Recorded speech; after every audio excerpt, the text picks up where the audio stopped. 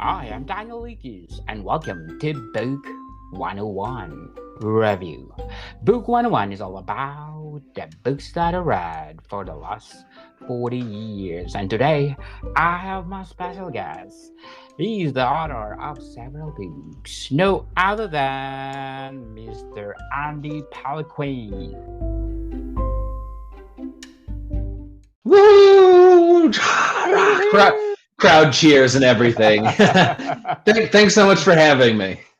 Welcome to Book 101, Mr. Andy, and can you please introduce yourself?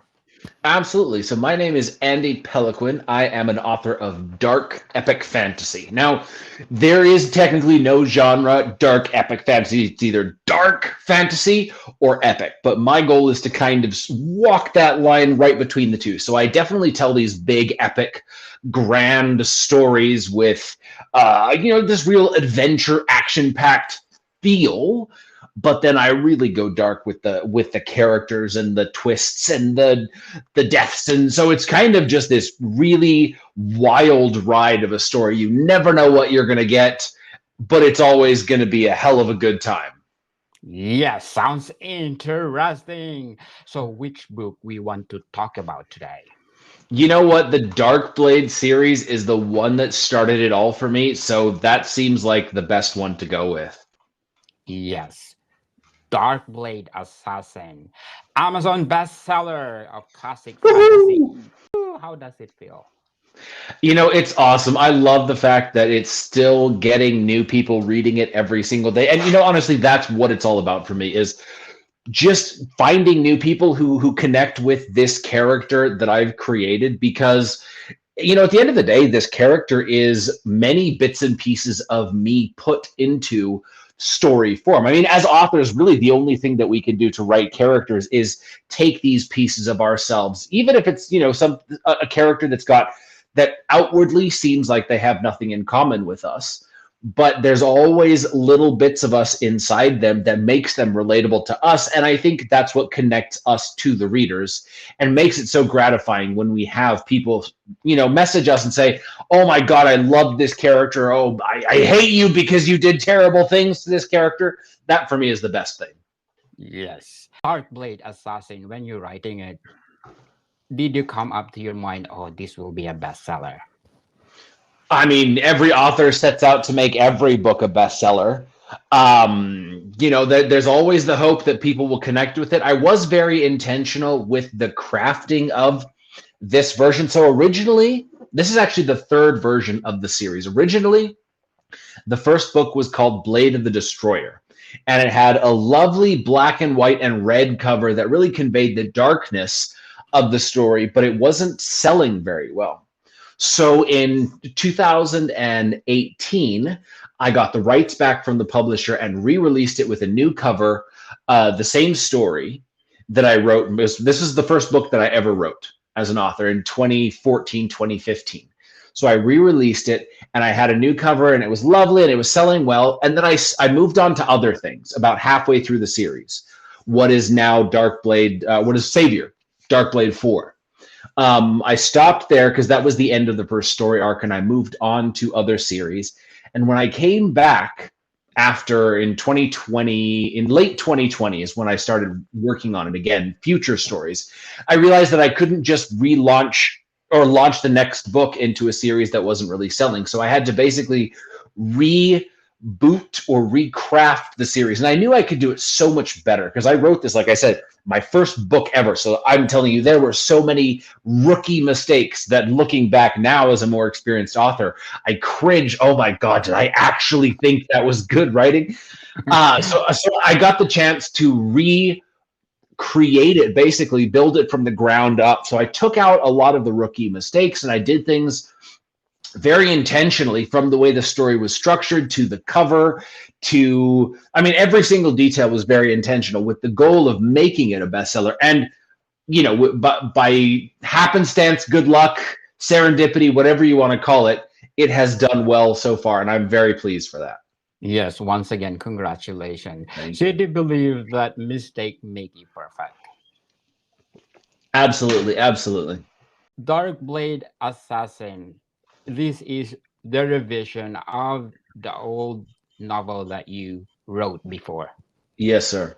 But is it the same story, or you just add a feature that make the book become bestseller?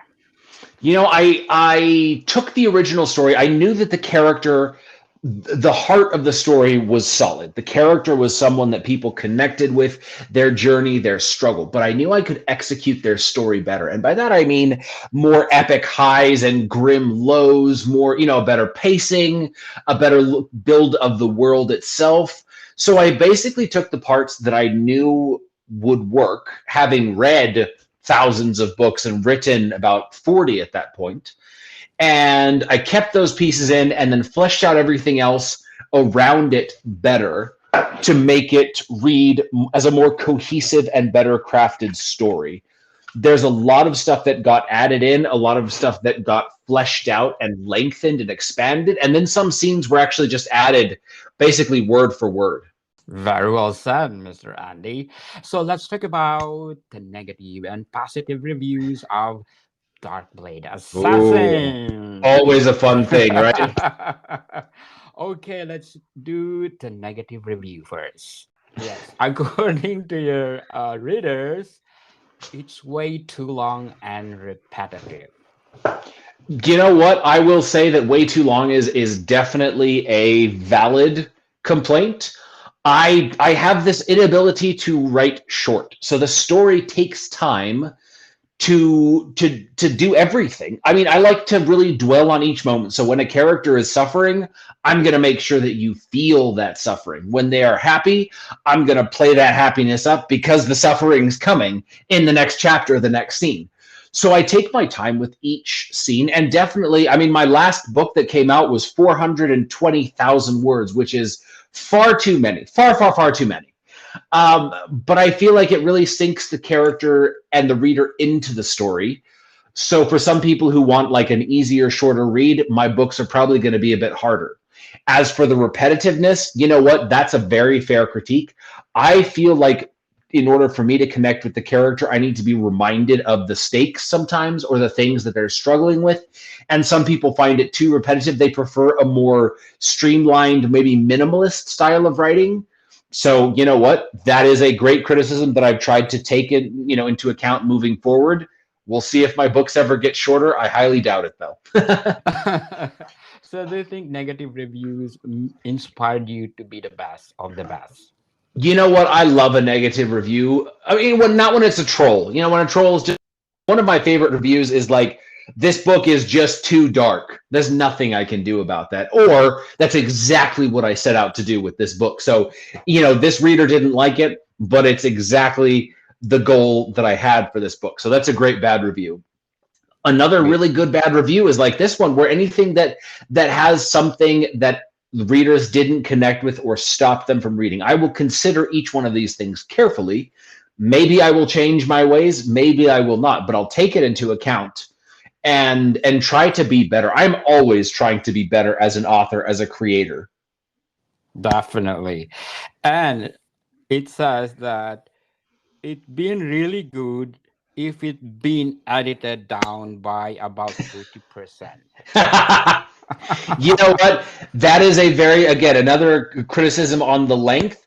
I tend to be very intentional with every scene. Like, there is no throwaway scene. Every scene has at least one important moment, because I feel like that's what life is really all about. Every conversation that I have with my wife, with my kids, with friends, a lot of these conversations are just us talking about nothing and everything, and then there's going to be this one important moment where it advances the relationship, it gives insight into the people. Something happens, even if it's just one line or one word or one sentence. So that's kind of how I approach each scene, is that maybe overall the scene itself feels unnecessary, but then you get to that moment and everything suddenly has purpose.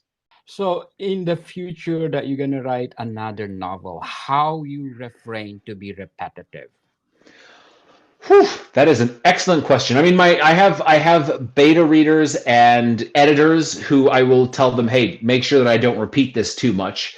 I'm also trying to just get better at not reiterating the stakes over and over again. Sometimes, because as a writer, I sit down today and I write one chapter, tomorrow another chapter. By the weekend, it's been 10 chapters, but it's been 5 days. So I don't remember all the little details that I wrote 10 chapters and 5 days ago because a lot's happened. So maybe I will repeat myself too much. But as long as I'm trying to be more conscious and aware of this problem that I have, I think it's kind of the steps that I can take to prevent it from getting out of control. Wow, interesting. So are you the author that you learn or you plan your story before you go on in the depth story? Absolutely. I need to know where the story is going in order to make sure that I get there the right way. So I will have an outline, even if it's a loose outline to work off of. I know who the bad guys are, what the grand themes of the story is, the main plot points, what the big epic climax is going to be. But then there's a lot of room to flex and expand or contract or change. So I would say I'm about 75% of an outliner, and then the other 25% is just in the moment. If something feels like I should do it different or better, I will flow with that. Yes, very well said. And one of your negative reviews said, "Good start." Then you yawn. What happened to the good start? I mean, I love to start every book with just some fun, hard-hitting action. So the book that I'm writing right now, the character, he rides in to rescue someone from a bandit attack, and it turns out the bandits are not who he thought they were, and he just declared war on the wrong people. And that is for me what hooks me into a story, because it's immediate stakes, right? It's not just action, because there is action, a great sword fight, great fighting, but then all of a sudden I, the reader, know what the character is going to be dealing with. I understand what the struggle is that's coming up, so that I will be more engaged. I know what the problem is. How is he going to get out of this? Yes. And do you think in the future, because they always saying the novel is too long, how you make that in your next novel to be like not too long, not too short? I don't really have a length. I mean, in mind, I try to keep it like, my goal is to make my novels around 250,000 words for this particular series. For other series, I'll go a lot shorter, but this one, it's very epic, so it needs that length to really deal with the big themes effectively.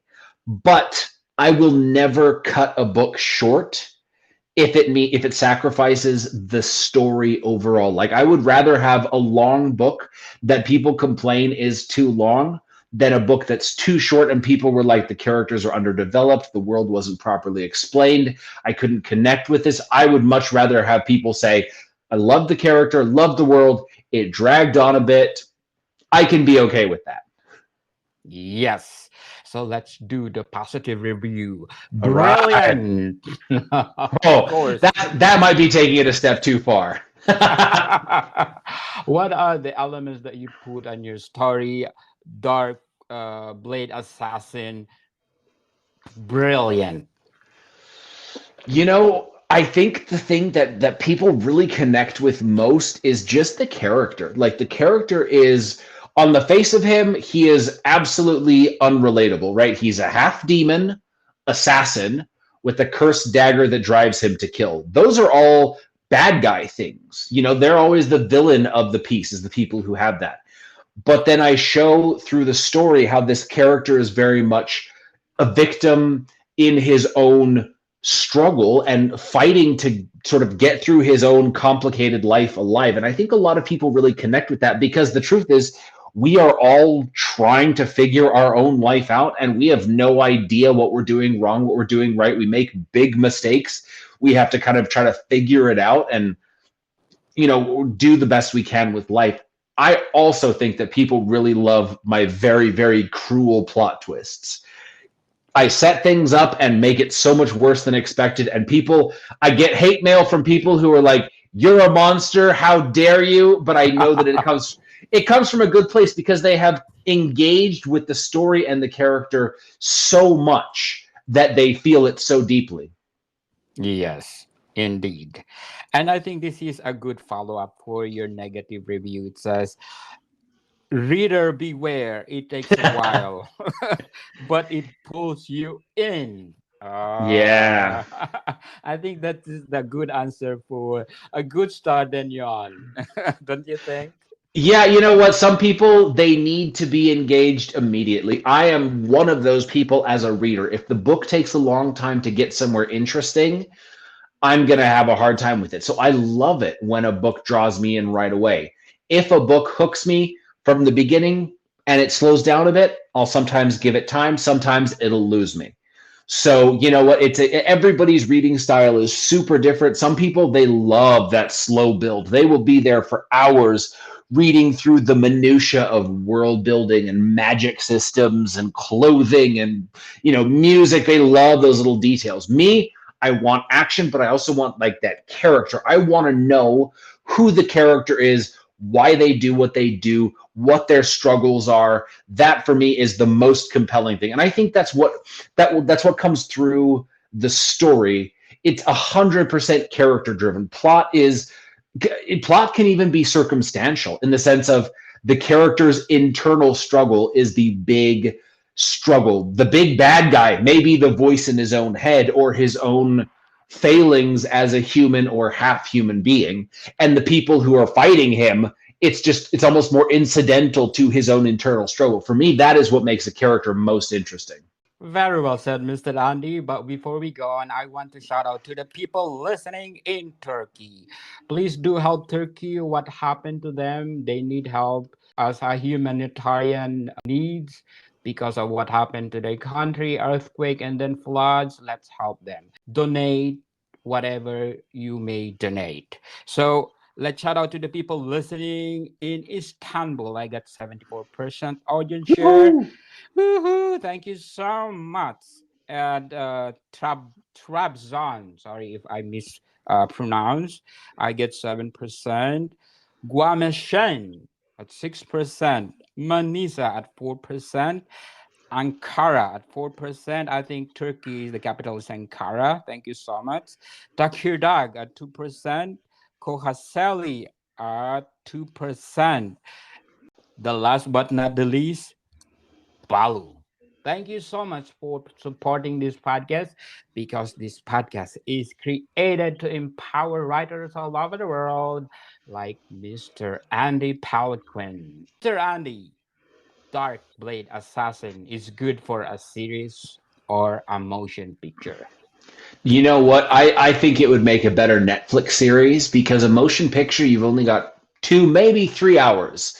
This character there's so much depth to him that it needs the time. An hour-long episode, and it's going to be an action-packed episode, let me tell you. There's going to be all kinds of crazy sword fights, and there's not a whole lot of magic. So in a way, you don't have to deal with all those special effects. It's just a badass being badass, but then you get these moments of quiet humanity that I think stand out so much more against this darker flavor of character that I think with like a 10 or 12 episode Netflix series per book would be perfect. Yes, definitely. Dark Blade Assassin, is there a sequel or prequel? Oh, there are currently 6 books out in the series, Oh, and there will be a total of 12 or 13. wow. You're Yeah. prolific writer then. So can we talk them one by one on my podcast? Oh, absolutely. Yeah, you've got a lot more talking to do because the last one, Awakener, that just came out in February. February 28th was the release of Awakener. That book is longer than one of my other series. Entire series shorter than this one book. That's just how crazy long this book is. But I made sure that every single scene is action packed or character driven, so it never feels like a slow book. It feels like, oh yes, there's more, there's more, there's Oh, more. yes. Twist and turn, fast facing. Oh my goodness. I want talk about all your books. Dark Blade Assassin. What can you say about the main character? So the Hunter is his name. He doesn't actually know his real name because he basically walked into this town with no memory of who he is. All he had was this magical dagger with this gemstone that lit up whenever he killed people, and it basically absorbs the blood and the soul of its victims. So the dagger became named Soul Hunger, and he took on this persona of the Hunter of Varamis. That's the city where he lives. And he's become this legendary assassin. No one knows who he is. He wears these super cool masks sort of made out of like alchemical clay. And so he goes, he passes among high society. He goes in the lowest beggared alleys. He does all kinds of stuff. And the interesting thing about him is that he's a loner. So he, out to conceal his identity from his enemies, he's had to wear these masks and sort of withdraw from the world. But he's very much alone, and he's keenly aware of it. He feels this loneliness, and so it's his search for connection in the strangest places with the strangest people.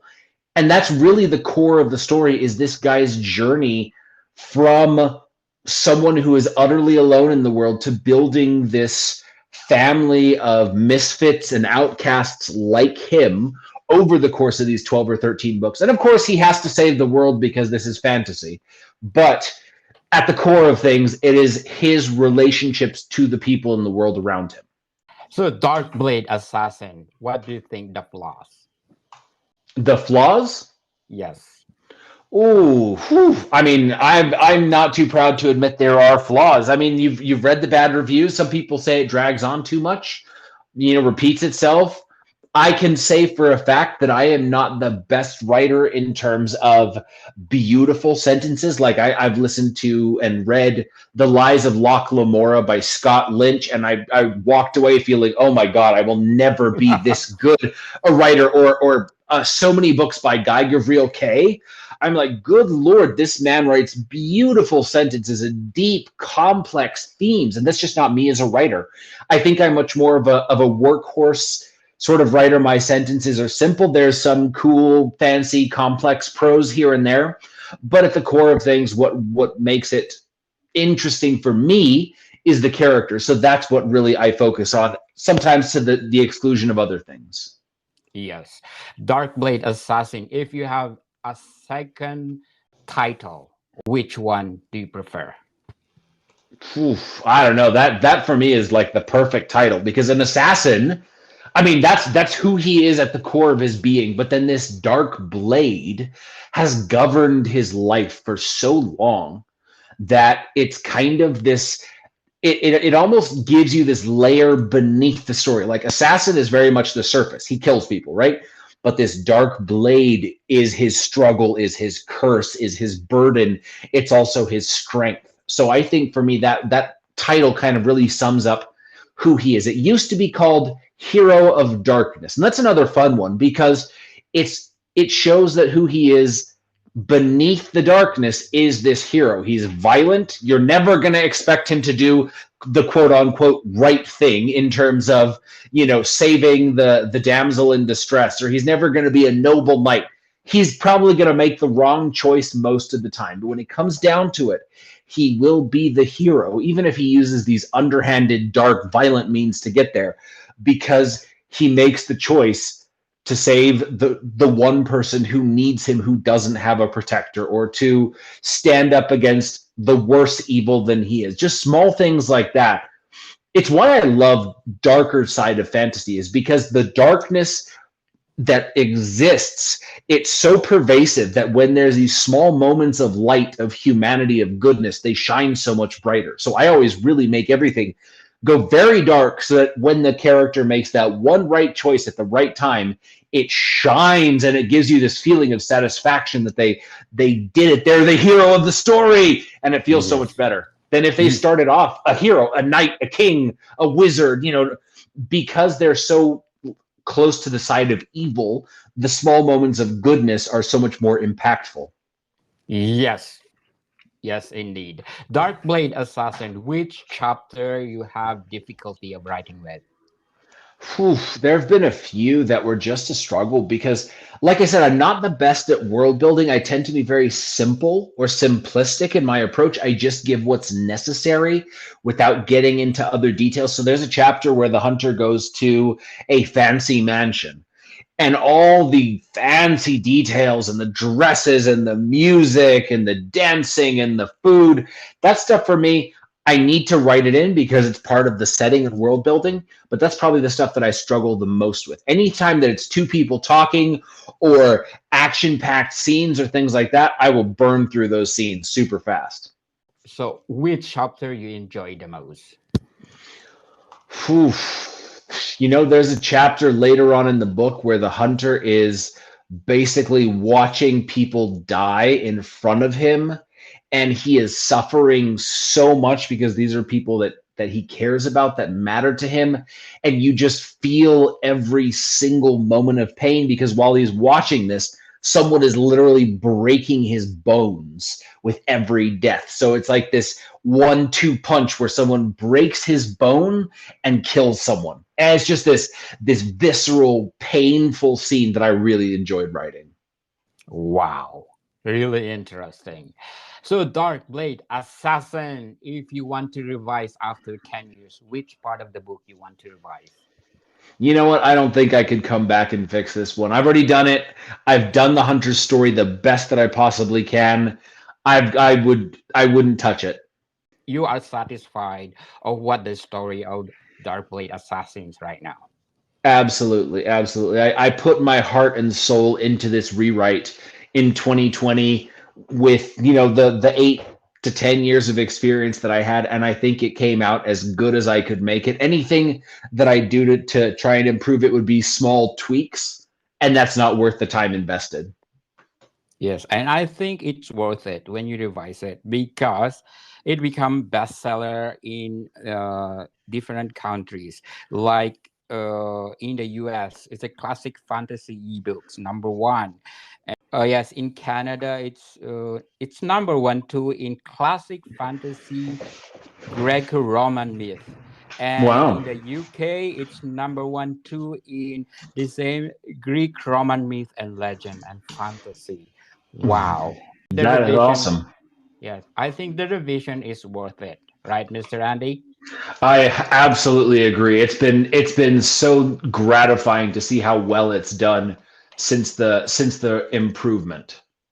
Yes. Before we go on, I'm inviting you to listen to my other podcast, Food 101 with Chef Alessandro, with our third season, one of the executive chef in one of the five-star hotel in downtown Toronto. So please check Food 101.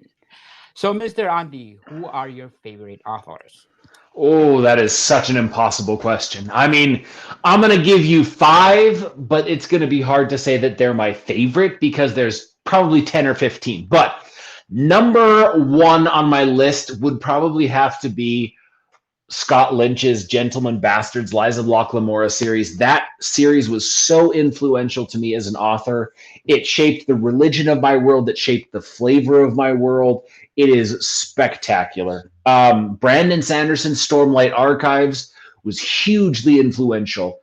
Michael J. Sullivan, I loved the buddy cop feel of his story, and it just showed me how the darker characters can actually be more heroic when crafted correctly. So that one, huge impact on me.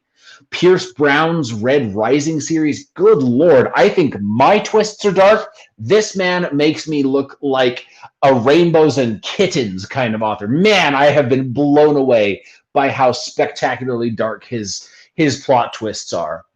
And I think I'm going to have to give place number 5 to David Gemmell because the Waylander and Druss books are just so compelling. They were written decades ago, but they hold up so well, and they're still so good for the modern age.